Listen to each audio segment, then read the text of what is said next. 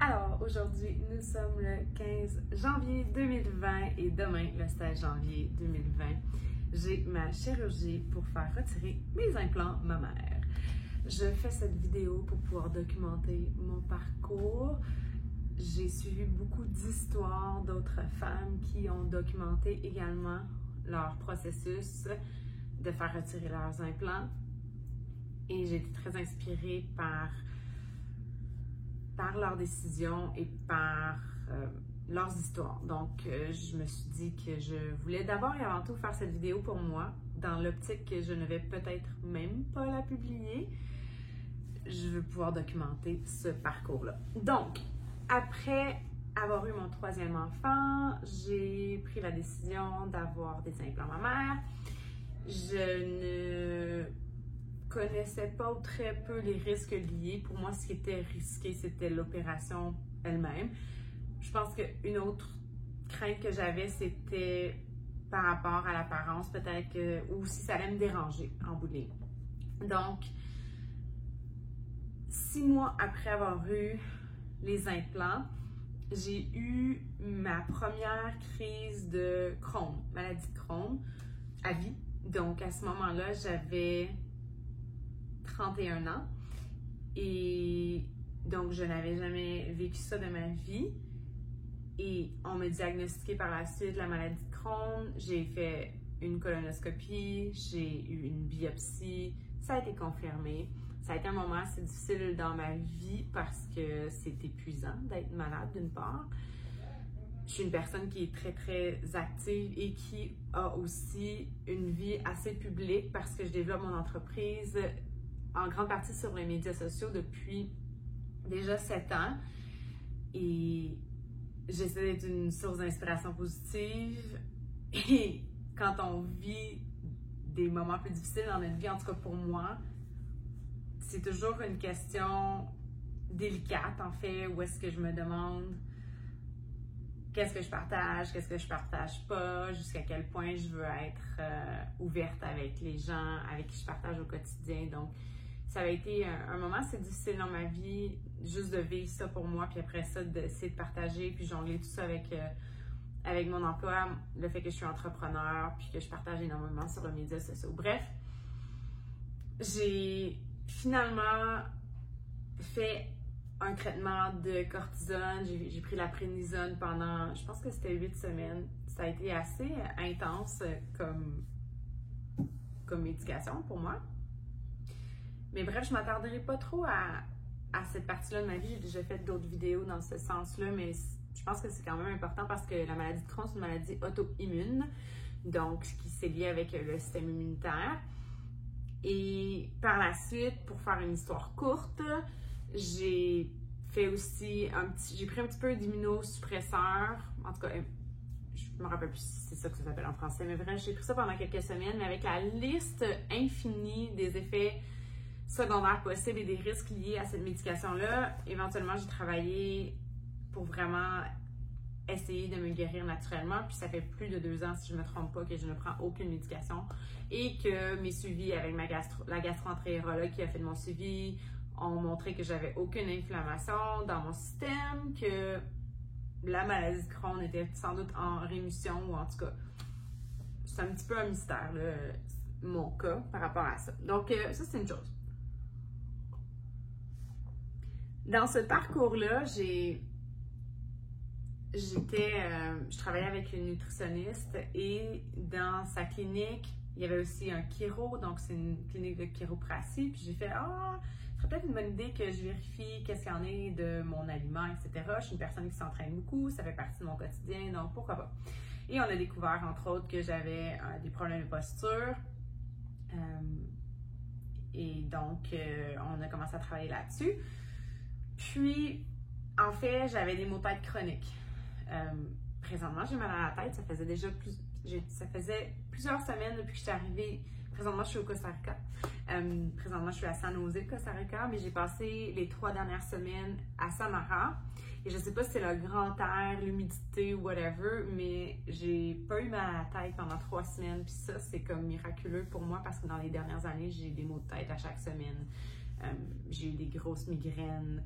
J'ai entre autres eu même pour la première fois de ma vie, une migraine aura, c'est-à-dire que j'ai eu une hallucination où est-ce que je voyais un prisme. Puis ça, c'est une autre chose qui est arrivée dans ma vie post-implant mammaire. Puis je veux dire, je peux pas dire que c'est relié à ça directement, mais ce que je peux vous dire, c'est que dans ma vie avant cette intervention chirurgicale-là, qui était la première fois que j'avais une chirurgie de ma vie, j'avais une santé de fer, j'avais des rhumes ici et là, mais j'allais très peu chez le médecin. Mes rendez-vous, c'était mes rendez-vous de suivi en grossesse, là, tu sais, je touche du bois, là, mais c'est ça. Donc, c'est ça ma vie. Puis, depuis que j'ai eu comme le diagnostic de maladie de Crohn, on dirait que je suis toujours en train d'essayer de guérir quelque chose. C'est comme devenu mon travail à temps plein d'essayer de trouver what's wrong with me. Donc, il y avait des maux de tête chroniques, j'ai des douleurs. Présentement, dans les 2 derniers jours, en tout cas, c'est ça, j'ai vraiment mal à la tête. Puis souvent, c'est accompagné de... En fait, c'est tout relié. Là. J'ai des douleurs vraiment dans les omoplates. Là, c'est ultra raqué. Puis c'est ce que j'ai une côte aussi qui est impliquée depuis plus de 6 mois. Le chiro avec qui je fais affaire, il essaie j'ai des suivis normalement aux 2 semaines. C'est de réparer ça. C'est toujours endolori. Plus la journée avance, pire que c'est. Donc, en général, le matin, c'est mieux. Mais plus la journée avance, plus ça devient tendu. Donc, ça part des omoplates. J'ai les trapèzes ici. Ça monte dans mon cou ici. J'ai des nœuds vraiment ici au niveau du crâne. Puis ça me crée un mal de tête, une migraine. Donc, ça, c'est presque constant à part les 3 dernières semaines que j'étais à Samara. Donc, depuis comme 3 ans. Peut-être pas 3 ans, 2 ans et demi, là. Parce que ça va faire 3 ans que j'ai les implants. Ça aurait fait 3 ans en février 2020, mais je les retire demain. Donc, on ne se rendra pas là. Donc, ça, c'est ça. Ça fait partie de ma vie. Puis, sinon, récemment, là, ce qui s'est enchaîné beaucoup, ça a été la fatigue. Où est-ce que, justement, je suis une personne qui m'entraîne beaucoup. J'ai commencé à avoir beaucoup de difficultés à récupérer de mes entraînements.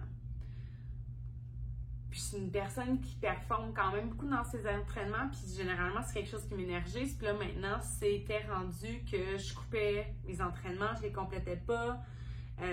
L'entraînement fait partie de mon travail aussi, donc de le partager au quotidien, ça fait partie de mon travail. Donc souvent, je faisais mes vidéos, je m'entraînais 15-20 minutes top.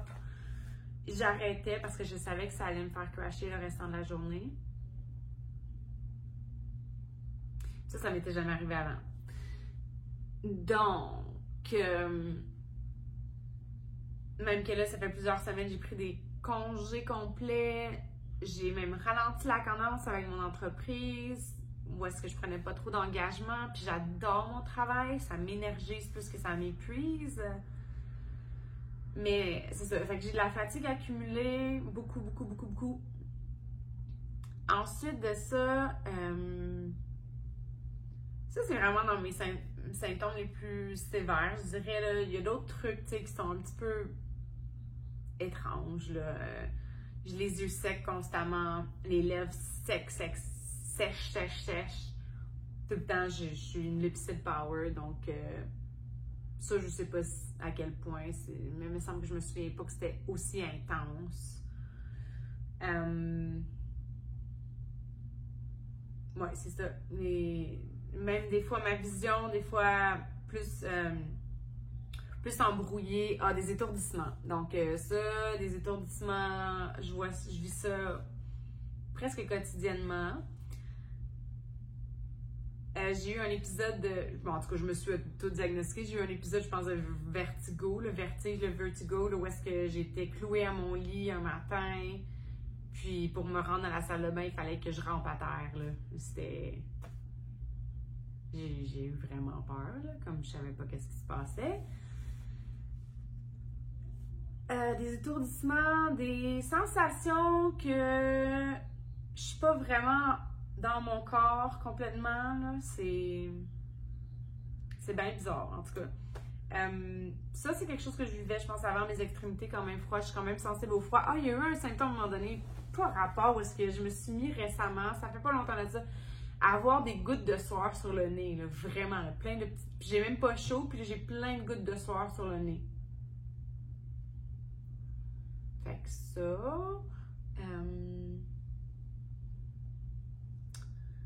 Quoi d'autre? Fait que c'est ça. Fait que tout ça pour dire qu'on dirait que quand je règle une chose, il y a quelque chose qui arrive, mais là, ça devenait de plus en plus intense. Puis c'est constamment sur ma tête. En fait, j'ai commencé à faire des recherches sur la maladie des implants mammaires, puis le breast implant illness. Ça fait plus d'1 an que j'ai commencé à rechercher là-dedans parce que, comme je vous dis, je suis en constante recherche depuis un moment de qu'est-ce qui se passe avec moi. Et en fait, je voulais pas croire que ça pouvait être lié à ça. Là. Pour moi, ça avait... Je voulais pas que ça soit ça. Je voulais pas que ça soit ça. Puis plus j'ai lu d'histoires et de... Ouais, plus je me suis connectée à d'autres femmes. En fait, j'ai plein de personnes que je connais personnellement dans mon entourage immédiat, que je connais très bien, des personnes que j'admire énormément, des femmes qui sont dans mon industrie, qui ont eu énormément de succès dans leur entreprise, des femmes que je respecte hautement, qui en sont venues à la même décision récemment ou il y a quelques années à faire enlever leur implant et qui ont affirmé que une fois qu'elles avaient enlevé leur implant, elles avaient vu beaucoup d'améliorations, si ce n'est pas que tous leurs symptômes avaient disparu par la suite. Donc ça a été une après l'autre. Puis ça, c'est des gens que je connais, que j'admire, que je respecte énormément. Puis ça, c'est sans compter les dizaines et dizaines d'autres histoires de femmes que je connais pas personnellement, mais que j'ai vu soit des vidéos sur YouTube, que j'ai lu leur histoire sur des groupes Facebook. Et les choses qu'elle disait, c'est comme si je m'entendais parler moi-même. Comme si c'est les mêmes choses. Puis à un moment donné, tu sais, à force d'entendre tout le temps la même histoire ou le même type de scénario, puis tu te dis, mais my God, ça se peut très bien que ça soit lié aux implants. Puis juste pour mettre les choses en perspective, quand on commence à y penser, on met un objet étranger dans notre corps et immédiatement, ce que le corps se met à faire, c'est qu'il crée une capsule autour de l'implant pour protéger le corps de l'objet étranger. Donc, notre corps est en mode protection. Là. Il est en train de vraiment vouloir créer une enveloppe pour se protéger de l'objet inconnu. Donc, juste ça, le corps travaille pour pouvoir faire ça constamment, en fait, pour créer cette capsule-là. Et c'est un objet qui est quand même assez gros, même si c'est des petits implants, là, si on ne va pas dans une très grande grosseur, qui sont placés à un endroit où est-ce que c'est plein d'organes importants à notre survie et à notre vitalité se trouvent. Donc, ça a passé. J'ai eu une période, justement, ça me fait penser justement à la pression, où est-ce que je disais à mon chum, hey, j'ai une pression sur mon chest, sur ma poitrine, je n'arrivais pas à respirer. Donc, shallow breathing, là, je me disais que c'était de l'anxiété, que c'était lié à l'anxiété. Ce qui est peut-être vrai, en fait, c'était de l'anxiété, mais tu sais, c'est quoi l'œuf ou la poule, je sais pas, tu sais. Mais ça, j'ai eu une période où est-ce que j'ai vécu ça beaucoup. Là, je le vis plus. Présentement, par exemple, je les sens très endoloris. Ah, un autre symptôme, mon Dieu, comment pourrais-je ne pas parler de ça? Peut-être parce que c'est pas quelque chose que c'est pas quelque chose qu'on veut discuter, là, mais mes règles sont complètement déréglées, en fait.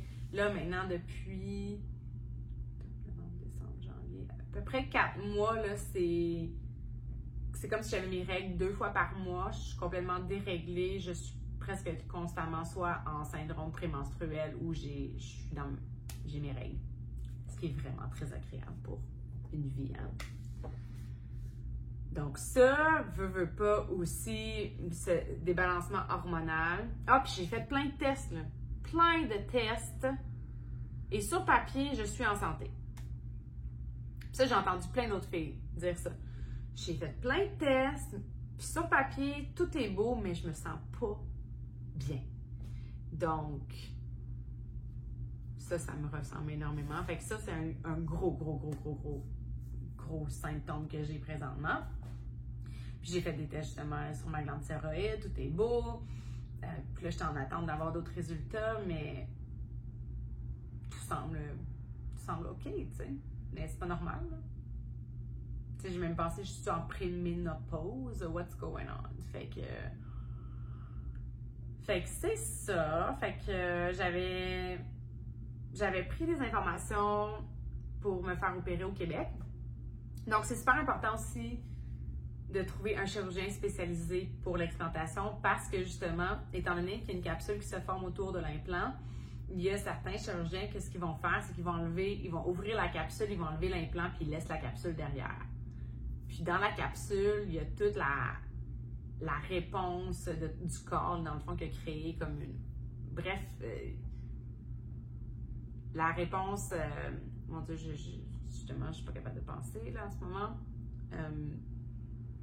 De notre système immunitaire là, qui a créé une réponse envers notre corps qui s'y trouve. En tout cas, bref, c'est important d'enlever la capsule, puis c'est pas tous les chirurgiens, puis c'est une chirurgie qui est beaucoup plus complexe que de mettre l'implant dans le corps. Ça prend beaucoup plus de temps également d'enlever, de le faire proprement, là, de le faire de la bonne façon. Donc, c'est pas tous les chirurgiens qui sont aptes à faire ça. Si les chirurgiens, si jamais je partage cette vidéo-là, puis que quelqu'un l'écoute, si vous cherchez des chirurgiens qui sont recommandés spécifiquement, donc il faut qu'ils fassent la chirurgie, ce qu'on appelle en bloc, c'est-à-dire qu'ils vont enlever vraiment tout. Puis, c'est super important de le faire de cette façon-là si on pense qu'on a une maladie des implants mammaires ou en fait qu'on a une réaction face aux implants parce que si on n'enlève pas la capsule, ça ne réglera pas les problèmes. Donc, ça faisait longtemps que je recherchais ça. J'avais donné mon nom dans une clinique pour un spécialiste, un chirurgien au Québec qui est renommé, qui est référé pour faire ça.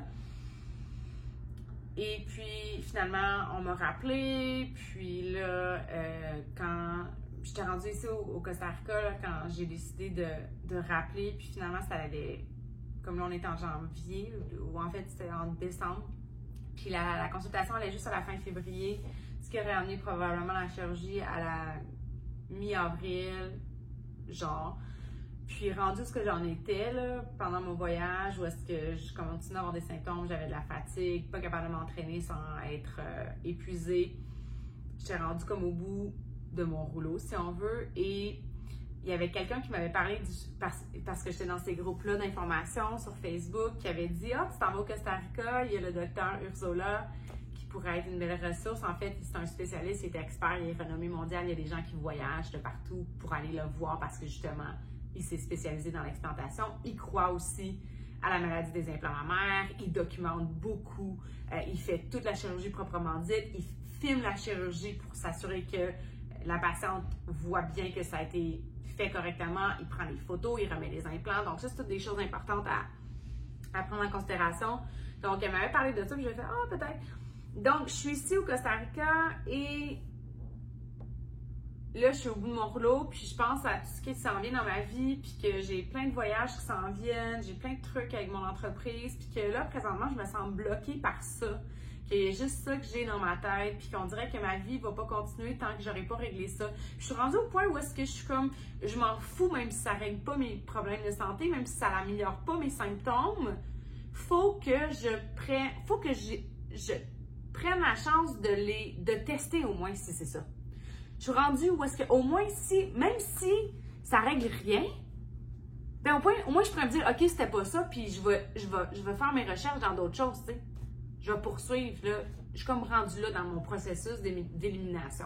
Donc, j'ai même testé plein d'affaires, j'ai changé mon alimentation, j'ai fait toutes sortes d'affaires avec mon alimentation. Puis, des fois, ça améliorait, mais à long terme, ça n'améliorait pas. Puis aussi, je me dis comme, c'est ça que je veux, là, comme dans ma vie, d'avoir tout le temps à... Moi, je sens vraiment que mon système immunitaire est en overdrive présentement, puis c'est ce qui se passe. Fait que, voilà. Puis que mon corps travaille constamment pour se protéger de cet objet, puis ça contribue, entre autres, à ma fatigue. Donc là, c'est ça, je suis ici, puis là, on a un flash, on regarde le docteur Ursuline comme « Oh my God, il est vraiment spécialiste », puis je fais des recherches, puis finalement, on décide d'appeler. En fait, c'est mon mari qui a appelé pendant que j'étais avec les enfants. Il a appelé pour voir. Il a appelé la clinique, il m'a passé le téléphone, j'ai parlé avec la secrétaire. Elle me dit « On pourrait te voir la semaine prochaine pour une consultation pour faire la chirurgie le 16 janvier. » Puis j'étais comme « Oh my God. »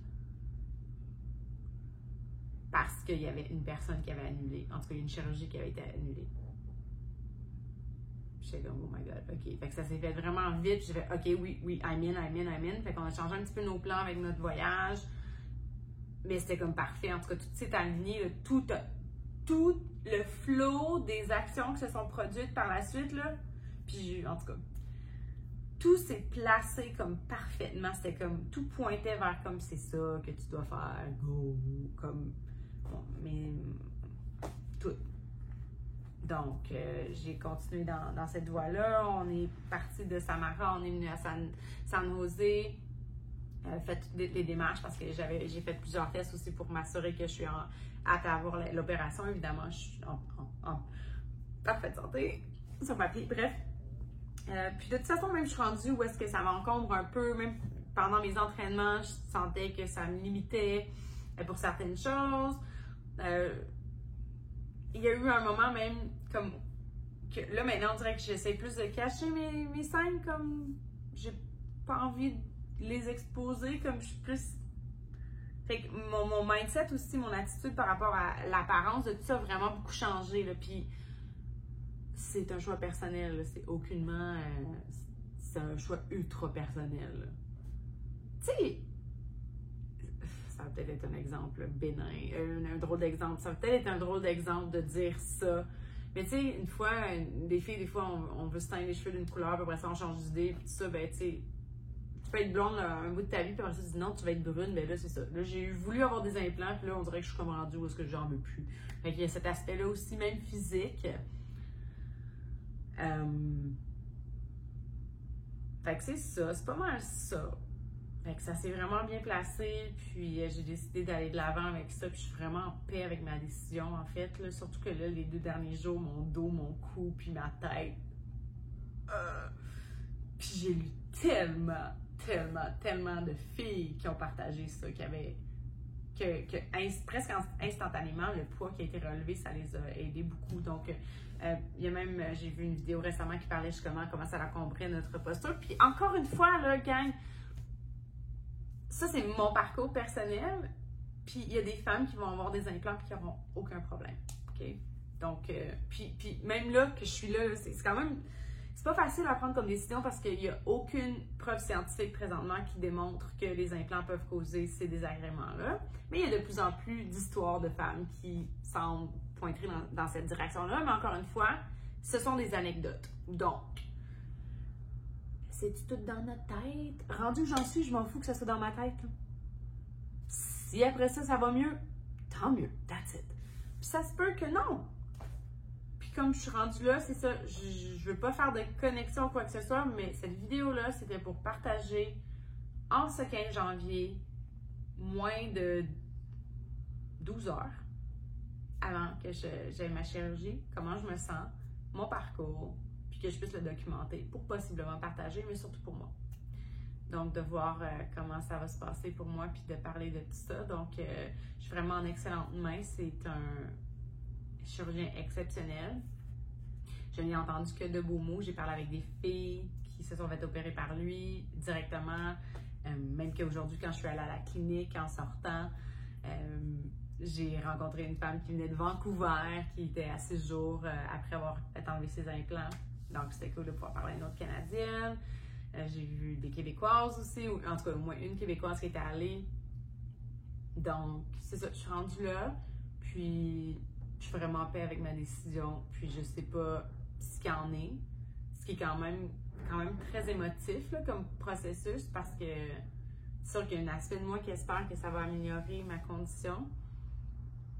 Puis si jamais je publie cette vidéo-là, il y a sûrement des gens qui vont faire comme « Oh my God, je savais pas que tu avais vécu tout ça. » Puis je pense que ça amène aussi une réflexion à se dire que si vous êtes sur les médias sociaux et que vous suivez des personnes qui vous inspirent, ou peu importe dans la vie de tous les jours, en fait, dans la vie de tous les jours, les gens vivent des situations plus difficiles qu'on pense.